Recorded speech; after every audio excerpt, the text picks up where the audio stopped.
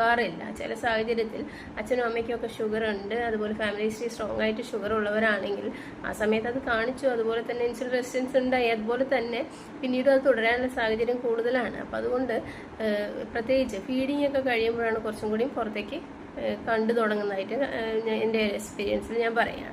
അപ്പം അത് ചിലരിലാണെങ്കിൽ അതിന് മുന്നേ കാണുന്നുണ്ട്. അമിതമായിട്ട് വണ്ണം വയ്ക്കുക ഒക്കെ ചെയ്യുമ്പോൾ ഓട്ടോമാറ്റിക്കലി ഇപ്പോൾ കൂടുതലും പ്രസവരക്ഷയൊക്കെ നന്നായിട്ട് പഴയ കാലത്തായിരുന്നു നമ്മൾ ഒരുപാട് ആട്ടിൻ്റെ ബ്രാത്ത്, അതുപോലത്തെ ലേഹ്യങ്ങൾ, ഇതൊക്കെ പ്രസവരക്ഷയായിട്ട് കൊടുക്കുന്നത് കാണാറുണ്ട്. അപ്പോൾ അത് ഇന്നത്തെ ഒരു സാഹചര്യത്തിൽ അന്ന് അയണിൻ്റെയൊക്കെ ഡെഫിഷ്യൻസി കറക്റ്റ് ചെയ്യാനൊക്കെ ആയിരുന്നു അന്ന് ചെയ്തിരുന്നത്. കാൽസ്യം അയണൊക്കെ കിട്ടാനും വളരെ നല്ല കാര്യങ്ങളാണ് ചെയ്തിരുന്നത്. അന്നത്തെ ഒരു ജീവിത ശീലങ്ങളും ശൈലിയൊന്നും അല്ല ഇപ്പോൾ ഉള്ളത്. പ്രസവിച്ച് കഴിഞ്ഞാൽ റെസ്റ്റ് തന്നെയാണ്.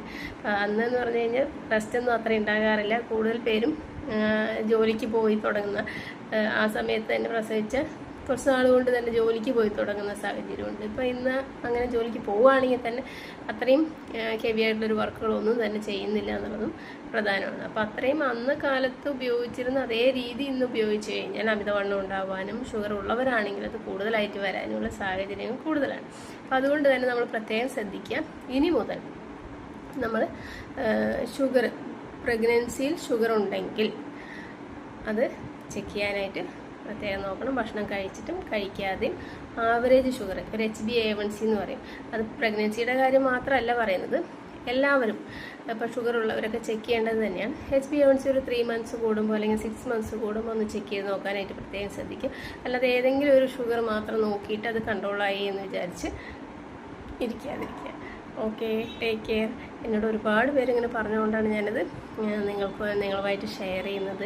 ഇനി ഒരാളും ഇങ്ങനെ അൺകൺട്രോൾഡായിട്ട് ഡയബറ്റിക് പ്രഗ്നൻസിയിൽ ഉണ്ടായിട്ട് പിന്നെ അൺകൺട്രോൾഡായിട്ട് മറ്റ് അവയവങ്ങളെ ബാധിക്കാതിരിക്കട്ടെ എന്നുള്ളത് കൊണ്ടാണ് പറയുന്നത്. എൻ്റെ ഡയബറ്റിക് ടെൻഷൻ ഫ്രീ ആയിട്ടുള്ള കമ്മ്യൂണിറ്റിയിലേക്ക് ജോയിൻ ചെയ്യാനും ഫ്രീ ടിപ്സുകളും കാര്യങ്ങളും കിട്ടാനും ഒക്കെ ആയിട്ട് നമ്മുടെ പേജ് ഫോളോ ചെയ്യുക. അതോടൊപ്പം തന്നെ കൃത്യമായിട്ട് വെബിനാറുകളൊക്കെ നടത്തുന്നുണ്ട്. വെബിനാറുകളിൽ അറ്റൻഡ് ചെയ്യുക. അറിവുകളാണ് നമ്മുടെ ആരോഗ്യമാണ് സമ്പത്ത്. Thank you so much watching this reel. Thank you so much for supporting me.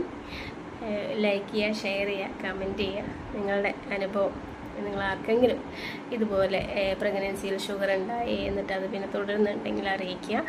നിങ്ങൾ ഇതുവരെയും ചെക്ക് ചെയ്യാതെ പോകുന്ന, പ്രഗ്നൻസിയിൽ ഷുഗർ ഉണ്ട് ഇതുവരെയും ചെക്ക് ചെയ്യാതെ പോകുന്നവരാണെങ്കിൽ അതൊന്ന് ചെക്ക് ചെയ്ത് കറക്റ്റ് ചെയ്യുക. നിങ്ങളെ കാണിക്കുന്ന ഡോക്ടറെ കാണിക്കാം. അല്ലെങ്കിൽ നമ്മുടെ ഇവിടെ കമൻറ്റ് ചെയ്താലും നിങ്ങളെ കോൺടാക്റ്റ് ചെയ്യുന്നുണ്ട്. Thank you so much.